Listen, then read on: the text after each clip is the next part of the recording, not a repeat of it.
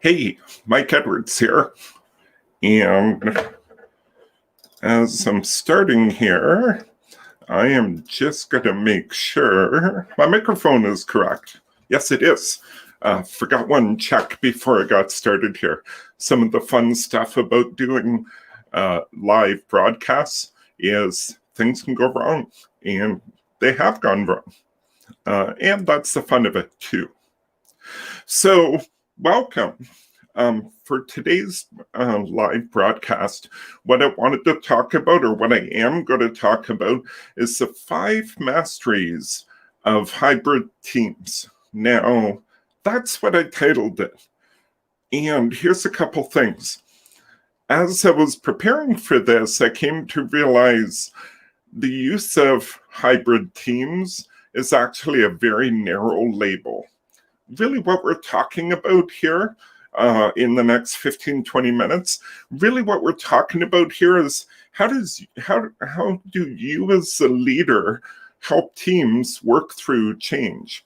Now, quite often we focus on frameworks, we focus on the plans, we try to copy other companies, we dictate it to the team. Like, there's lots of different ways leaders try to help their team change with all the best intention. In this case here, we're coming upon a change like we haven't seen before. Now, arguably, 18 months ago when the pandemic started, we went through a fairly significant change where overnight there was no choice. People had to work from home. Yes, some people were still working in the office, but overnight people had to work from home. And companies had to deal with, how do we operate like this? Teams had to learn different ways to approach a work. And even people like myself who work with teams, suddenly I went from my preference of being in person with them to I had to figure out how to make things happen virtually. But in this case here, lots of things have happened over the last 18 months. Like, at the very least, I want to acknowledge what I think is one of the most dramatic things, which is because of the pandemic, which none of us have faced in our lifetime. Because of the pandemic, we're suddenly having to wrestle with things like health, death, at a scale we hadn't before. I don't know about you, but I remember when the pandemic started, it was kind of confusing to know what was the right answer. It was worrisome too, right? Because you're hearing all these stories and you didn't even know what to believe. Here, we're at the other end of it, right? We're looking forward and there's change coming. There's change coming in how teams are organized and operating, where the opportunity to come back to the office is in front of us. Now, you get some companies, so Dan Price, the CEO of Gravity Payments, took a very open approach to what to do going forward. He surveyed his people, and I can't remember the stats off the top of my head, but he said, what do you want to do going forward? Do you want to return to the office? Do you want a hybrid, something somewhere in between? Or do you want permanently working from home? And in the end, the people were dispersed across that, those 3 spectrums.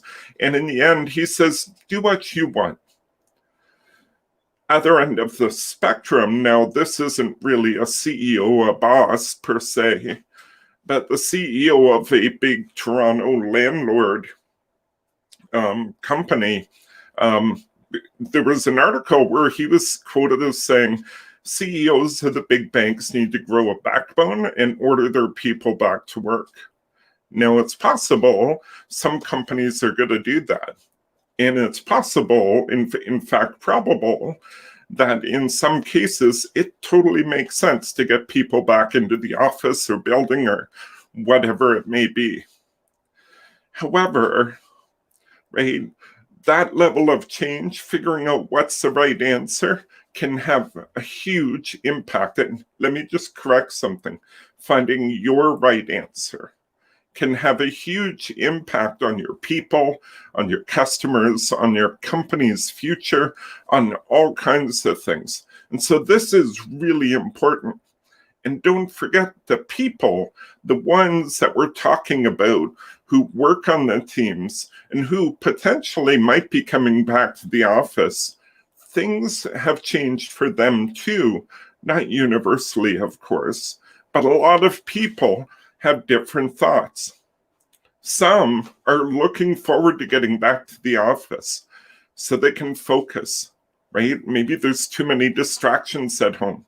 Maybe they get too distracted at home. Whatever it is, there's people at that end of the spectrum who are looking forward to it. At the other end of the spectrum, there's people who have moved out of the city. I know people who have moved from downtown Toronto to somewhere out in the country or to a smaller town or whatever it may be, and they've been working remotely for the last year and a half, however long they've been there, and they don't want to give that up. So tough decisions ahead, and I will acknowledge no matter what you do, what direction you take, people are going to leave, right? That's the reality. There's people who won't like the direction. There's people who may not be supportive of the direction, regardless of what it is. And so let's get into the 5 masteries, right? Now, the title of this, here's the other caveat, was the 5 masteries. I want to be clear. These are the 5 masteries that I think you as a leader, regardless of whether you're the CEO, a team leader, or a team member, you as a leader, here's 5 masteries that I believe set teams in a direction where they can find their best answer when it comes to change. In this case, it's coming back to the office in some way, shape, or form. So let's go to the first one here. The first one actually has more to do with you than the people you lead or the people around you. And it is lead yourself first. What does that mean? So as you work through this, it's possible, for example, that your fears are going to actually drive the decisions, the direction. Even if you try to hold them in and deny them, they're going to leak out. And so, for example, if you've been wrestling with, but I can't see my people, and I'm not sure they're being productive if I can't see them, that's about you, right? As opposed to your people. It's a fear. It's an anxiety, if you will. It's something that's concerning to you, your fears. And your fears can actually end up defining the direction. What values do you hold? So if, for example, you hold a value that's very strong around family, right? Being together with family, that's going to have an impact in your decision-making and your participation differently than if you have, you hold some value about always being productive, right? Or whatever they would be. Right? Your values will drive your decisions. You can't help it. And the other one is your biases. We all have them. We're all biased. And your biases will have an impact. Now, that's just a few of them. Your mindsets, your capacity to take responsibility, whatever it is, there's a whole bunch of things. The important thing in this whole process is to remember you need to start with you. You're going to have an impact. So lead yourself first. Be the leader that's going to allow your team and yourself to find the right answer that balances everything for everybody as best you can. I'm not sure perfect balance is possible. So let's go to number 2. Build alignment and commitment. So, I think back historically, And I thought of the Apollo 13 story, right? These guys were halfway to the moon. Part of their spaceship blew up and took out some of their oxygen supply. And they had to continue around the moon and come back. And everybody was committed to making that happen. And they were absolutely aligned on what was most important. And if you've seen the story, you know they made it happen with duct tape in some cases. So how do you do that? The starting point for it is actually all of this is about being in conversation with your team.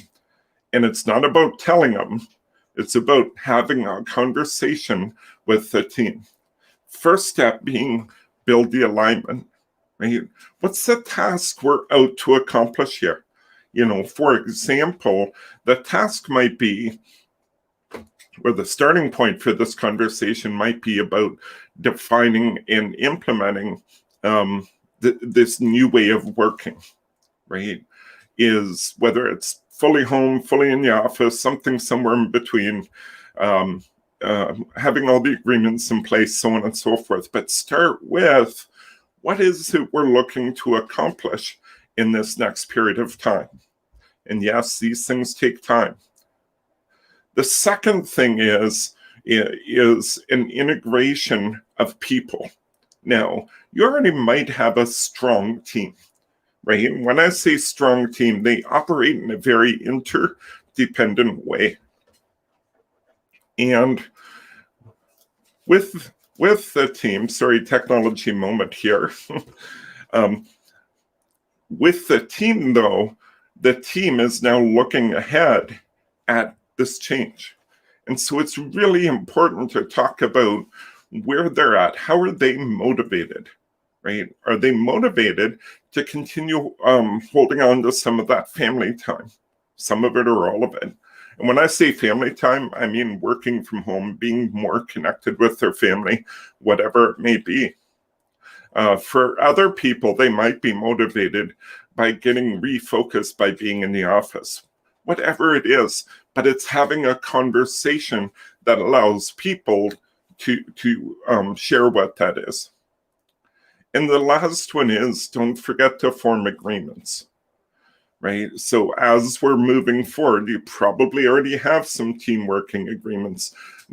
Don't forget to revisit them and add to them or change them based on this new environment we're heading towards. So build alignment and commitment. Do these things, do these three things, right? Have these conversations, and it will build trust that whatever answer you're working towards is in everybody's interest. And everybody will trust the process of getting there. So that's the second one. Build alignment and commitment. Third one, focus on the outcome, not the plan. So I've seen quite a few articles. Usually they come from consultancies, which say you have to develop this big plan of what this looks like. Now, my concern with that is you become married to the plan, that the plan can't change, right? We have to define it all up front and then execute on it. The reality is you have no idea what's going to happen as you start moving towards this return to the office kind of situation, right? In whatever form that looks like for you. And so when you do it, what I would highly encourage is do plan, right? Do have the conversations. Take, for example, if you don't plan, you may miss some important technology that's needed. Or there might be some infrastructure needed in people's homes, like whatever it is. If this is going to be a long-term solution, right, that or a long-term way of working, then you want to make sure they're not continuing to work at home with Band-Aids or less than optimal situations. So planning is definitely important. However, approach it as a series of experiments or with agility. Now, if probably a lot of people watching us know I do a lot of work in the Agile community. That's not the Agile I'm talking about, right? When I say agility, it's being willing to say, ooh, this isn't working, pivot and try something different, right? Do something that is. Or to see something that is working and go, ooh, we need to amplify this and do more of it, whatever it is. But look at everything as an experiment, and experiments have a hypothesis.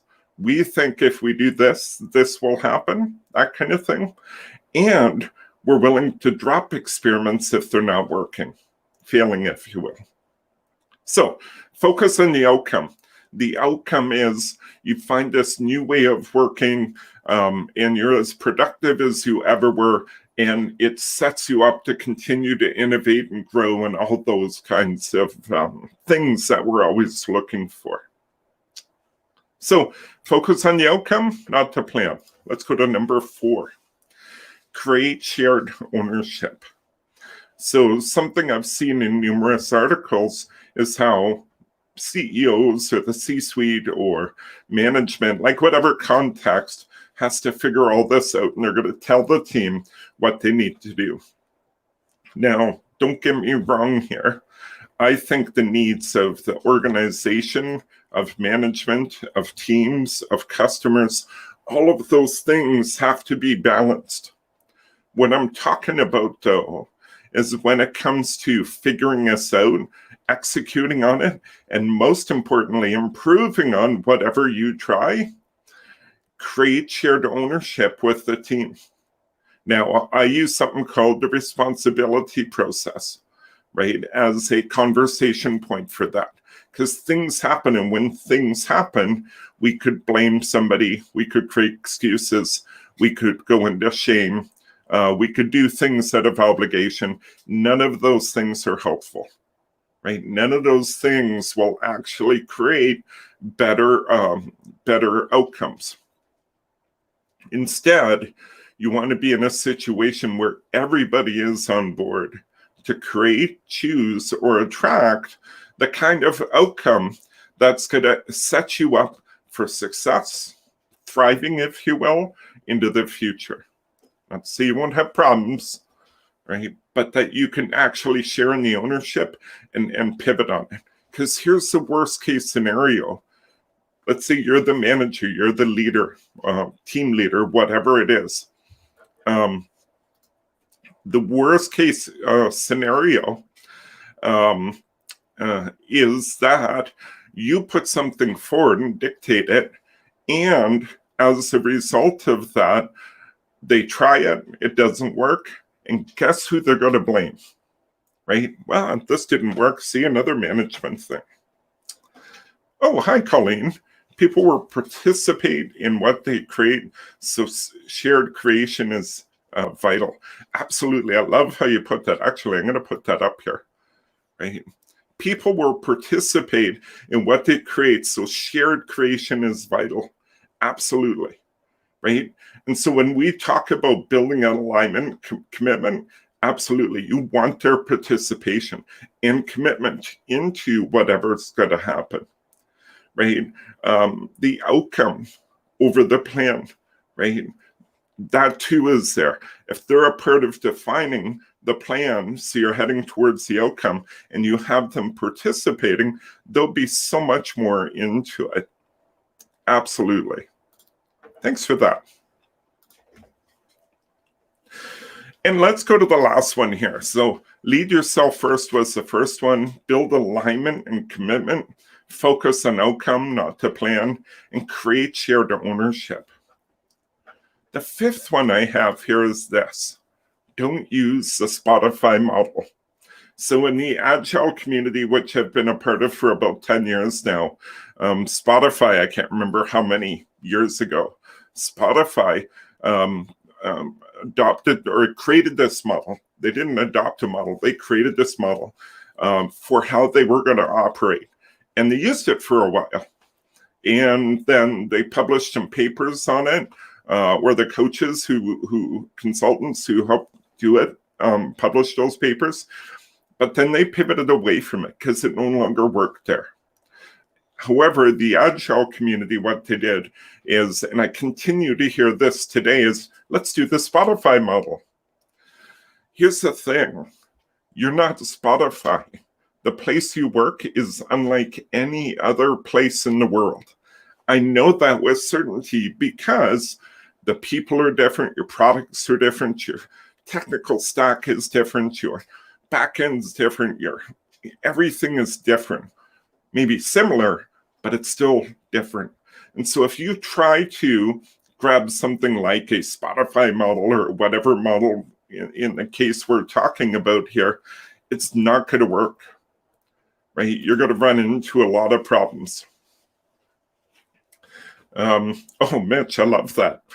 I'm just going to put that up here. Spotify has some of the best coaches and the worst model in coaching history. Mitch, I couldn't agree more. I know numerous coaches who have or have used to work with Spotify. Absolutely, some of the best coaches, and I think that's important to acknowledge. And the worst model. And it doesn't help that everybody thinks it's some kind of magical solution, right? So when it comes to returning into the office, right, and figuring out how you're going to move forward, even if you work for a large bank in downtown Toronto. I'm not far from there. If you work in a large bank in downtown Toronto and you're looking next door at the other big bank, and they're doing something that seems like maybe it's working, don't copy it. Here's the thing. It's information. It's no problem studying what other people are doing. In fact, I highly encourage it because it's going to spark ideas and creativity for how do we do this successfully. But if you try to copy, you're just going to have more problems than is helpful. All right, so 5 masteries that'll help your team work through a change of the magnitude we're talking about here. It's going to make your life easier. It's going to make their life easier. And it's going to help you find your way forward to what's the new way to work, because we're not going back. I've said this many times. We're not going back to how it used to be. We can only move forward. So 5 things. Lead yourself first, right? How are your fears, values, biases impacting? Build alignment and commitment, right? It's basic team building is what it is. Focus on the outcome, not the plan, right? Planning's important. The outcome is the important thing. Create shared ownership so everybody's on board with owning what is it we're trying to accomplish here. And then finally, don't use the Spotify model. Look at them. Look what other people are doing. Read the articles, get input, share it, but don't copy. It's not going to work. So if you're a person who's involved with leading or even being a part of a team who's trying to figure out how we're going to work in the future, this type of thing is so important. And I really believe that when it's done well, teams are much more likely to succeed and come together to share in their future. And so I have an offer for you, which is Tuesday morning, I'm hosting a pop-up training. And the training is actually called The World Has Changed, ... Have you. It's absolutely free. And it's to come together and talk about these things. So instead of just this live stream kind of thing with some minimal interactions, it's to actually come together and talk about it, that leadership stance, right? In particular, when it comes to flexibility, that's going to help your team move forward and find their right path forward. And most importantly, minimize the number of people who are upset, checked out, or quit and move on. because that's a real danger through all of this. So if you're interested in that, I'll post a link to it in the comments of this video. And you could go to Leading for Change, leadingforchange.ca, and go to Work With Us, and you'll see webinars and workshops. You'll find it there. I hope you'll join me, because I think this is such an important topic, and it's really important to me, because this is how we find a path forward, as opposed to going back to some of our old habits and how we used to do it. So have yourself a great weekend. Mitch, I am so sad. We usually go to Toronto during the summer. Yep. You must be south of the border, and the border remains closed. These things will change. That will end, and look forward to having you up here again. So have yourself a great rest of the week. And I really look forward to talking to you again next week. I have some vacation coming up, so I'm going to do something a little different during the vacation, but stay tuned for that. But I'll be back here again next week, Thursday, 10 a.m. Eastern. Have a great week.